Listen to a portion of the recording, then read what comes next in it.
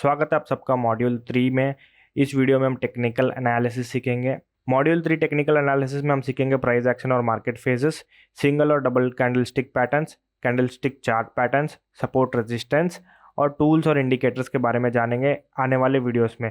तो अभी तक हमारा कोर्स जो बोरिंग था, अभी यहाँ से इंटरेस्टिंग होने वाला है, तो थोड़ा ध्यान दीजिएगा। ये इंपॉर्टेंट टॉपिक से सारे टेक्निकल एनालिसिस बहुत इंपॉर्टेंट टॉपिक है। तो प्राइस एक्शन और मार्केट फेजेस शुरू करते हैं इस वीडियो में। तो प्राइस एक्शन और मार्केट फेजेस होते क्या है, एक बार जान लेते हैं कि ये होते क्या है, उसके बाद मैं आपको चार्ट में एक्सप्लेन करूंगा। तो प्राइस एक्शन का सिंपल लॉजिक इसके पीछे ये है कि हम प्राइस के प्रीवियस हिस्ट्री डेटा को चेक करके हम फ्यूचर के प्रिडिक्शंस लगा सकते हैं। हम प्रोबेबिलिटी देख सकते हैं कि किस साइड में प्रोबेबिलिटी ज़्यादा होने वाली है, वो प्राइस ऊपर जाएगा कि नीचे जाएगा, कहाँ पे प्रोबेबिलिटी ज़्यादा होगी। इसी चीज़ को प्राइस एक्शन बोलते हैं।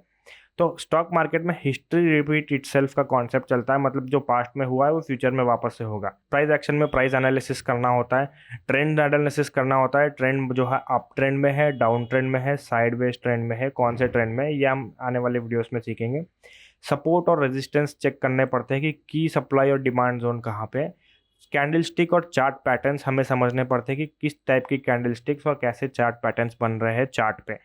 ब्रेकआउट्स हमें देखने पड़ते हैं। ब्रेकआउट्स मतलब बहुत रेंज के बाद, बहुत दिनों के बाद किस प्राइस के ऊपर निकल रहा है या नीचे जा रहा है प्राइस, और कहाँ से प्राइस जो है रिवर्स करने वाला है, पलटने वाला है। तो ये सारी चीज़ें प्राइस एक्शन में होती है। तो अभी हम जानते हैं मार्केट के फेजेस। यहाँ पे ध्यान दीजिए, तो मार्केट जो है 4 फेजेस में काम करता है। Market accumulation phase, advancing phase, distribution phase, declining phase, ये 4 फेजेस होते हैं मार्केट में।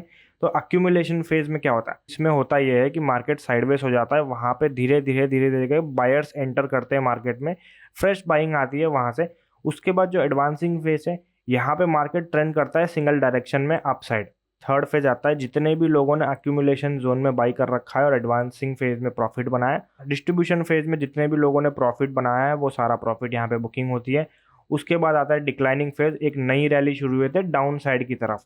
तो ये 4 सिंपल फेजेस होते हैं। अगर मैं ये सारी चीज़ें आपको सिंपल भाषा में समझाऊँ तो मार्केट में 3 ट्रेंड होते हैं। अप ट्रेंड होता है, ये अप ट्रेंड था जो जिसे हम एडवांसिंग फेज बोलते हैं। डिक्लाइनिंग फेज को हम डाउन ट्रेंड बोलेंगे। और डिस्ट्रीब्यूशन और अक्यूमुलेशन जो फेज है, ये साइडवेज ट्रेंड है। मार्केट यहाँ पे साइडवेज हो गया है।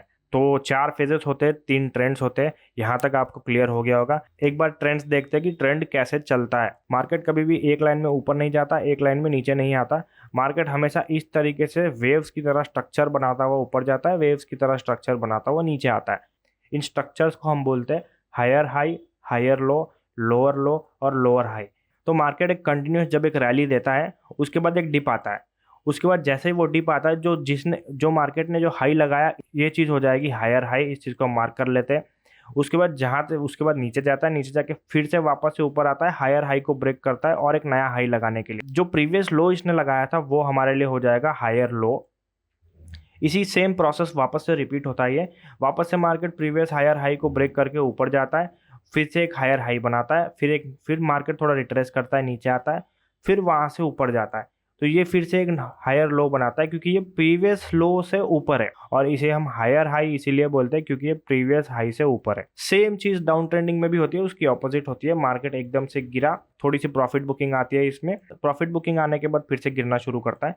ये वाला जो हाई है ये प्रीवियस हाई से नीचे है, तो हम इसे बोलेंगे लोअर हाई।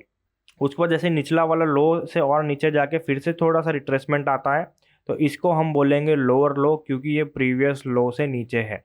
तो सेम स्ट्रक्चर है, लोअर हाई, लोअर लो, लोअर हाई, लोअर लो, लोअर हाई, लोअर लो। इसी तरीके से स्ट्रक्चर में हम ट्रेंड आइडेंटिफाई करते हैं।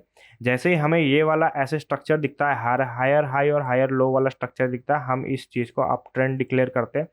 और जैसे ही हमें लोअर लो और लोअर हाई का स्ट्रक्चर दिखता है, हमें पता चल जाता है कि मार्केट अभी डाउन ट्रेंड में है। इस तरीके से हमें ट्रेंड आइडेंटिफाई करना है। तो एक बार मैं आपको ये सारी चीज़ें चार्ट में एक्सप्लेन करता हूँ कि कैसे ये दिखती है और कैसे हमें समझना है इन चीज़ों को। साइडवेज ट्रेंड मतलब एक बॉक्स में घूम रहा है, जैसे कि मार्केट कहीं नहीं जा रहा, ना ऊपर जा रहा है ना नीचे जा रहा है, एक सिंपल बॉक्स में घूम रहा है, एक रेंज में घूम रहा है। इस चीज़ को हम कहते हैं साइडवेज ट्रेंड। उसके बाद ये बिटकॉइन ऊपर निकला, ऊपर एक कंटिन्यूस रैली दी, ये हमारे लिए हो जाता है ट्रेंड के हिसाब से अप ट्रेंड। फिर उसके बाद हमें एक नीचे के साइड में एक ट्रेंड देखने को मिला जो हमारे लिए हो जाता है डाउन ट्रेंड।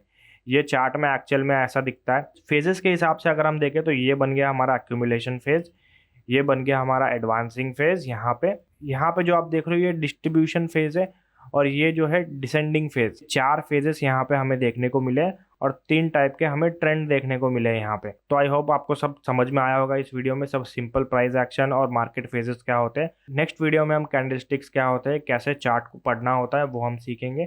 तो मिलते हैं अगले वीडियो में।